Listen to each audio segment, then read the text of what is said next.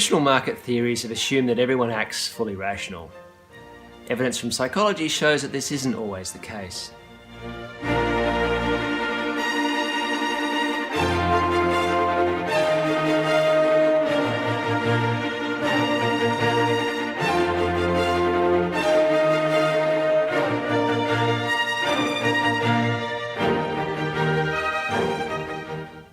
Hi, I'm Simon Russell. I'm the founder of Behavioural Finance Australia. Behavioural Finance Australia is a specialist independent business that aims to translate insights from the academic fields of behavioural finance and psychology and neuroscience, translates insights from those fields into practical, tangible, actionable strategies for individual and sophisticated professional investors, their advisors and accountants. Now, why all this is relevant is that the insights from those fields, from psychology, behavioural finance, etc., show that there's a bunch of systematic distortions in the way people make investment choices. It's not to say that we're all irrational or that we're always irrational, but there are systematic distortions, things that are measurable about the way that we make decisions that mean that we do deviate in some ways from a fully optimal or a fully rational view of the world. Now, why this is important is that those deviations can impact the risks that we assume when we're making our investment choices. They can also impact the returns we achieve, and as we'll see through these videos, they can also impact the amount of tax that we'll pay as well.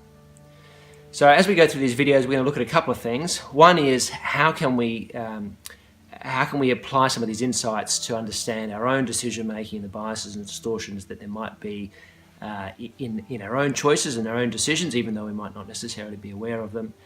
And secondly, how can we try to capture the benefits of other people's decision-making biases? So these might be the decision-making biases implicit in sophisticated professional investment decision-making or individuals, but these are decisions that they then can roll up into distortions at a market level, at an individual security level, that we can potentially look at strategies to take advantage of. So we're going to look at those couple of topics through the course of these couple of videos.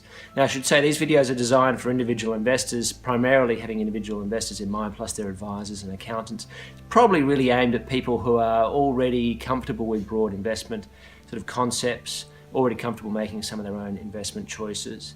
And please be aware, this isn't intended to be personal advice, it's a sort of a general nature.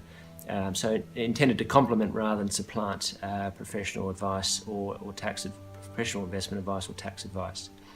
Right, now in the first video following this one, we're going to get stuck into a bit of detail. We're going to look at, in particular, why there seem to be so many surprises in the marketplace.